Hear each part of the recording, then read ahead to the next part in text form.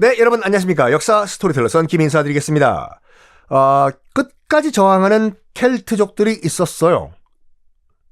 이런 과정에서 어쨌든 로마가 지금 이 브리튼 섬을 점령한 이 과정에서 이 동네 이름을 지어요. 뭐라고 짓냐면 브리타니아라고 이름을 지어요. 브리튼이란 이름에 나온 그 시작인데요.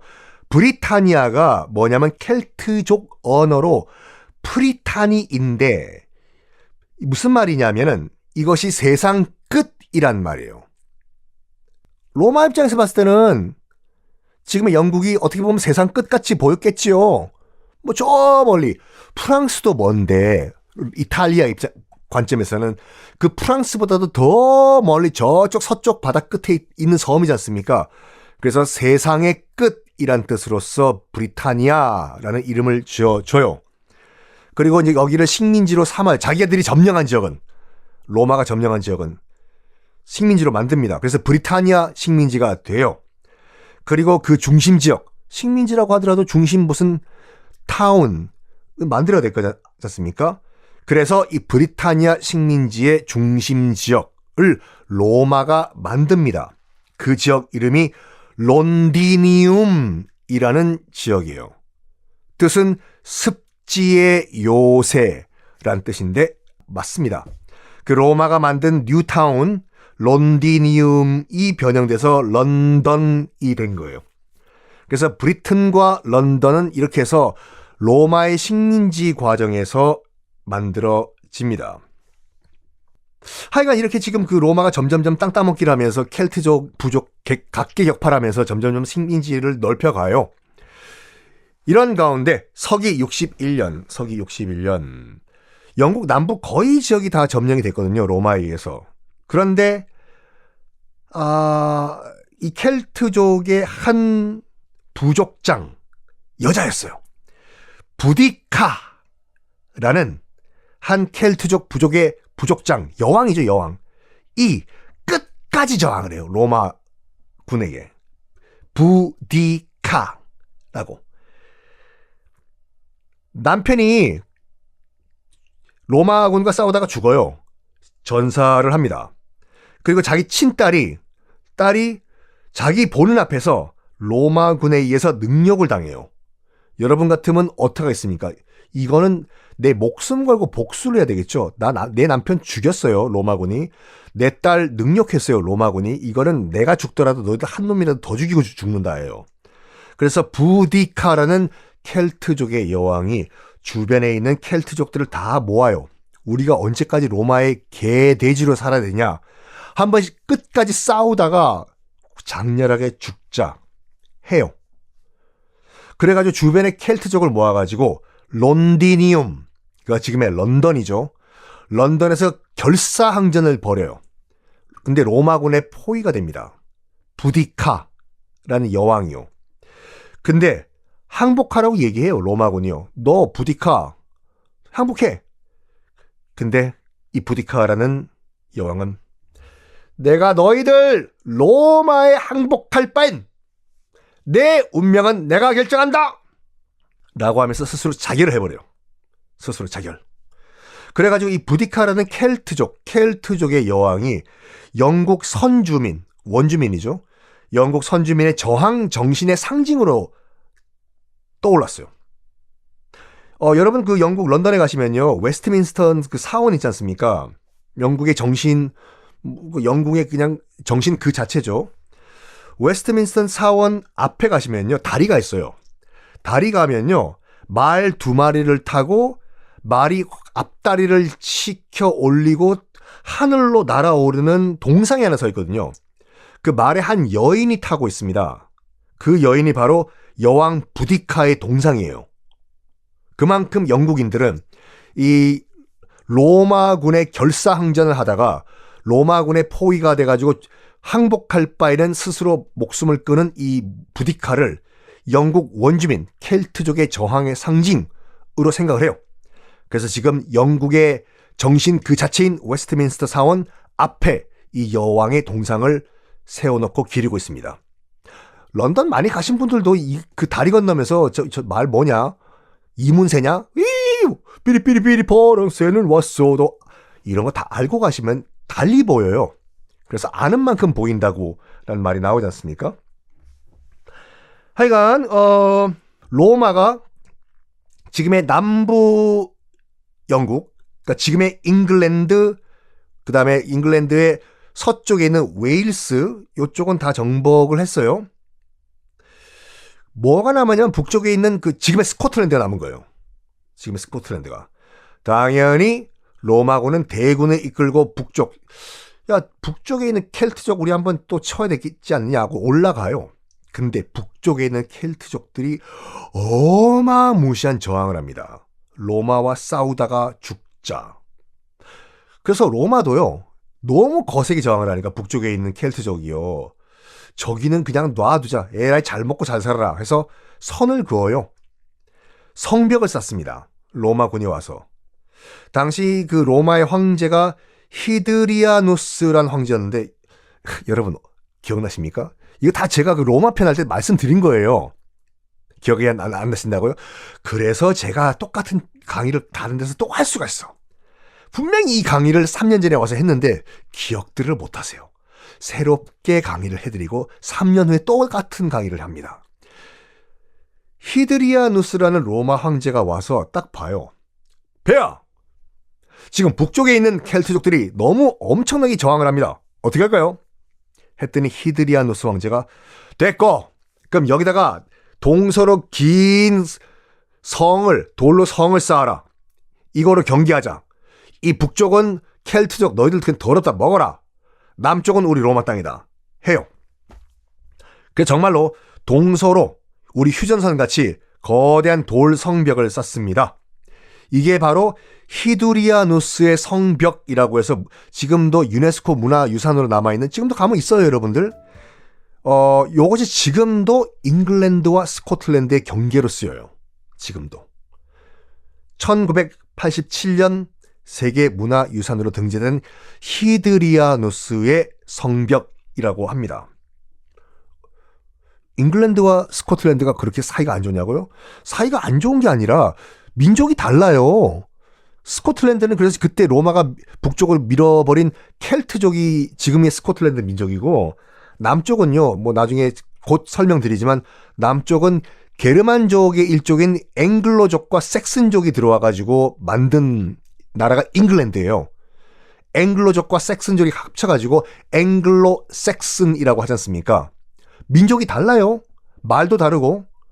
그래서 나중에 여러분들 스코틀랜드 방문을 하실겠죠, 언젠가는. 가시면은 그 표지판 같은 거 보시면요, 우리가 알고 있는 영어가 써있고 밑에 이상한 문자가 써있거든요. 그 스코틀랜드 고유 언어예요. 문자예요. 말 완전 달라요. 완전히요. 제가 말씀드렸죠. 에인절스 쉐어라는 영화 보시라고요. 거기 보시면 그 스코틀랜드에 살고 있는 10대 청소년 애들이 나와서 뭔가 영어를 하는데, 우리가 중고등학교 때 I am a boy, you are a girl, I'm fine, thank you, and you로 배웠던 영어와는 완전 발음이 달라요. 달라. 어쨌든 그 얘기는 차차 말씀드리고, 남부 영국, 그러니까 우리가 현재 알고 있는 축구팀, 잉글랜드 팀, 그러니까 히드리아누스 성벽 아래쪽에 있는 잉글랜드에 지금 가면 로마의 흔적이 지금도 수없이 남겨져 있습니다. 당시 잉글랜드에요, 로마군 주둔지가 있을 거잖아요. 주둔지요. 로마어로 요새가 캐스트롬이에요. 캐스트롬. 요것이 영어화된 것이 캐스터 또는 체스터거든요. 그러니까 지금 영국 도시 가운데서 이거 붙어있는 도시들은 다 당시 로마의 주둔지였어요. 체스터, 맨체스터 유나이티드, 암요 에너지 박지성 선수가 뛰었던 맨체스터도 로마군 주둔지였고, 캐스터, 랭캐스터도 로마군 주둔지였어요. 우리 안동과 개성이 몽골군 주둔지였던 것처럼. 그리고 런던 지도 한번 펼쳐보세요. 영국 지도요. 런던이 그러니까 지금 영국의 동남쪽 코너에 있죠. 런던이요. 거기서 그 런던에서 지도 한번 보시면은 서쪽으로 조금만 가보세요. 바스라는 동네가 있어요. BATH라고요. 바스요. 거기 지금 가시면요. 거대한 로마 시대 때 욕탕, 대중 목욕탕 유적이 남아있거든요. 물도 차 있는데 목욕하시면 안 돼요. 바로 피부과 가셔야 돼요. 거기 거대 로마 대욕탕, 공중 목욕탕 유적지가 있거든요. 바스가요. 거기서 유래한 것이 바스룸이에요. 베스룸, 욕실, 화장실. BATH요. 자, 이 로마가 남부 잉글랜드를 점령했던 시기가 팍스 로마나라고 부릅니다. 로마에 의한 평화 시기라는 뜻인데 그 팍스 로마나 팍스 아메리카나 뭐 이런 말 쓰지 않습니까? 그 팍스가 헤이 팍스 아니면 뭐 여우냐가 아니라 그 팍스는요 로마 신화에 등장하는 평화의 여신이에요. 그래서 팍스 뭐뭐뭐가 붙어버리면 그거에 의한 평화 시대라고 보시면 되거든요. 팍스 아메리카 그러면 미국이 힘으로 유지했던 미국이 주도한 평화 시대고 팍스 로마나라고 하는 건 로마가 로마의 힘으로 유지시켰던 평화 시대라고 보시면 되는데 이때 평화 시대다 보니까 당연히 이제 문물 교류가 많았겠지요. 이때 그 로마의 그 수많은 선진 문물이 싹 다 남부 잉글랜드로 들어옵니다. 뭐 문자도 들어오고 다 들어와요. 그래가지고 처칠이요. 처칠이라고 어린 친구들 아시죠? 그 21세기의 최고의 영국을 대표하는 영국 총리요. 처칠이 이런 말이에요. 대영 제국의 시작은 이 로마의 통치기간 팍스 로마나 이때부터다. 라고 처칠이 얘기해요.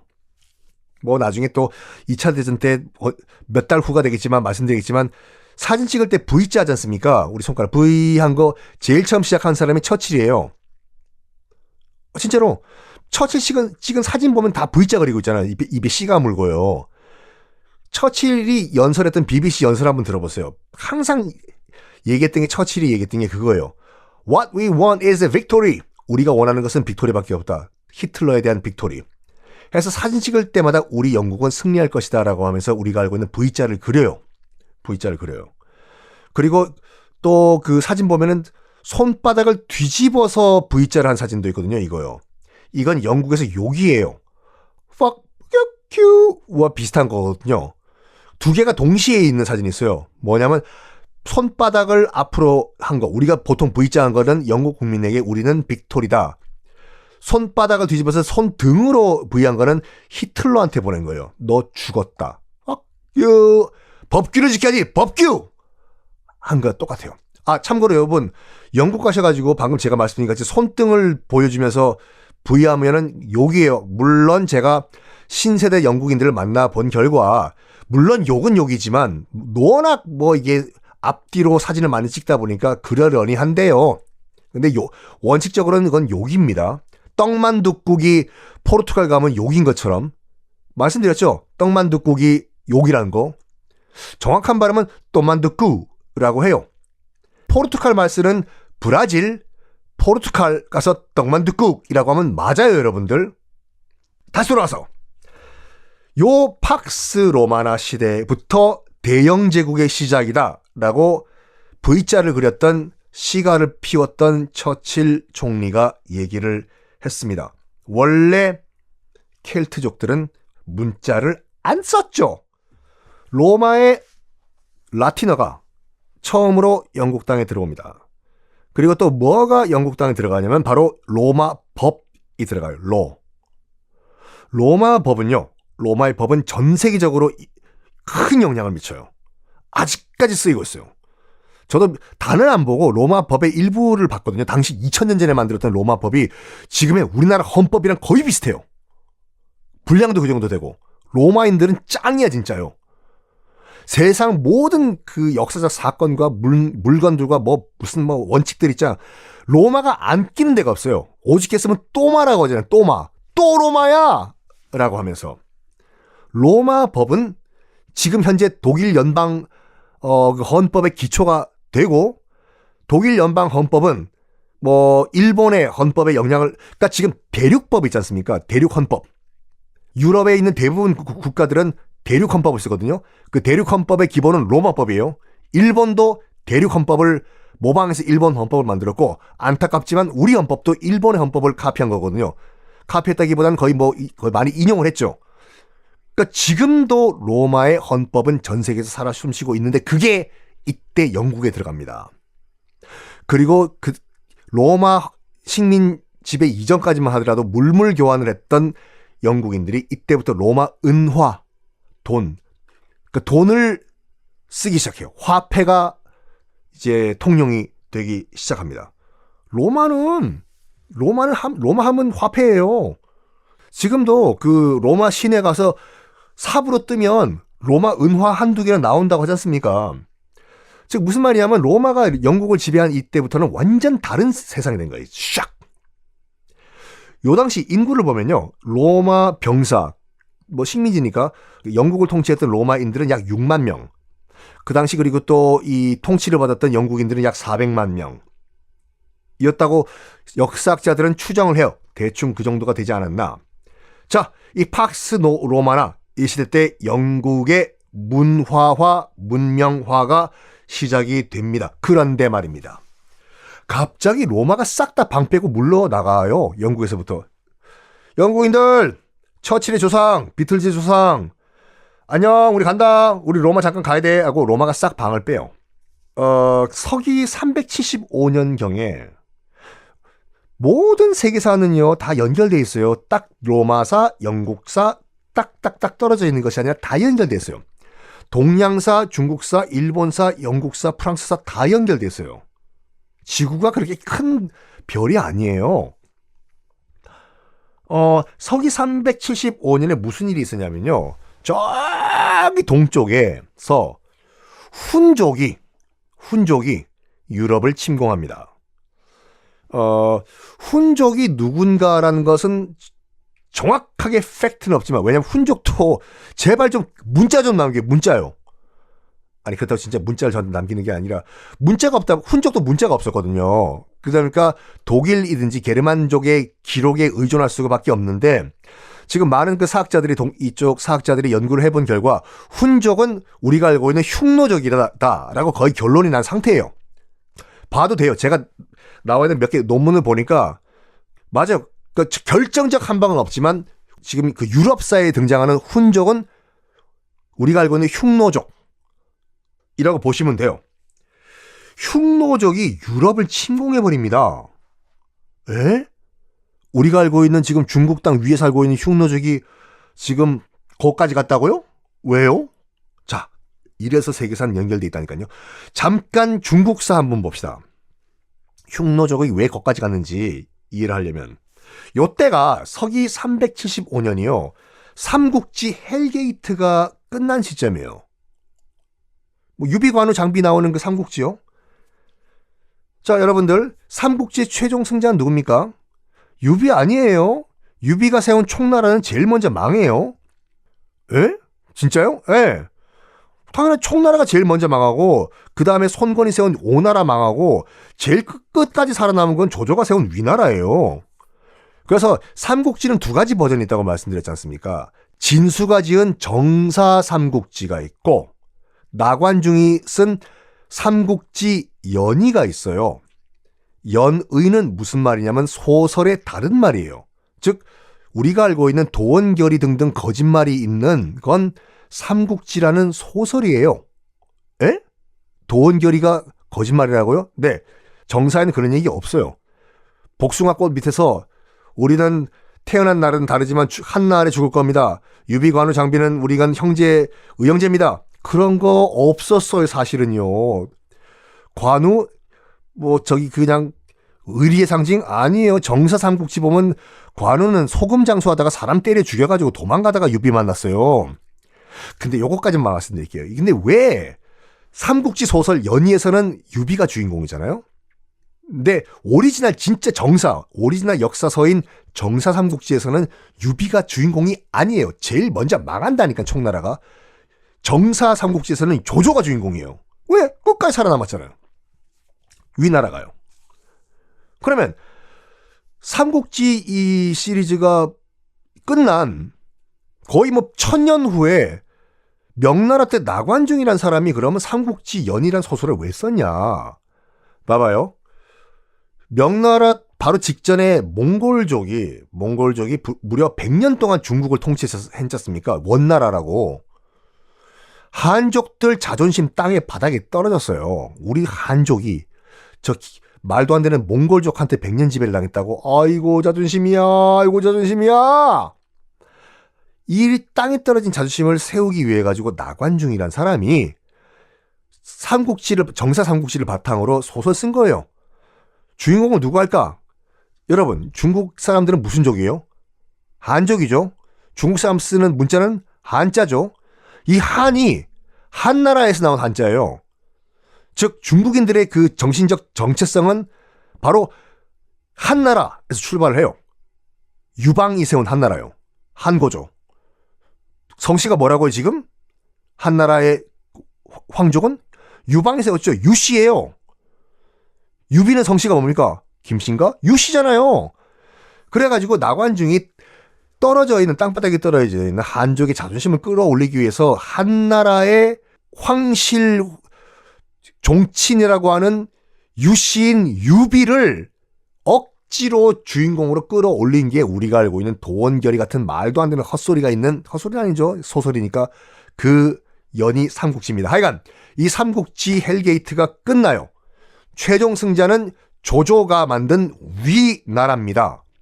근데 위나라도 곧 망해요. 왜? 솔직히 말해서 삼국지의 최종 승자는 조조도 아니었어요. 조조의 아들 조비도 아니고 그 밑에 있던 신하였던 사마씨, 사마염 등의 사마씨들이에요. 이 사마씨가 위나라를 무너뜨리고 진나라라는 걸 세웁니다. 즉 이 모든 지금 제가 말씀드렸던 최종 승자는 유비, 관우, 장비, 손권, 조조가 아니라 진나라를 세운 사마씨였어요. 그런데 이 사마씨가 세운 진나라도 오래 못 갑니다. 어떻게 될까요? 다음 시간에 공개하겠습니다.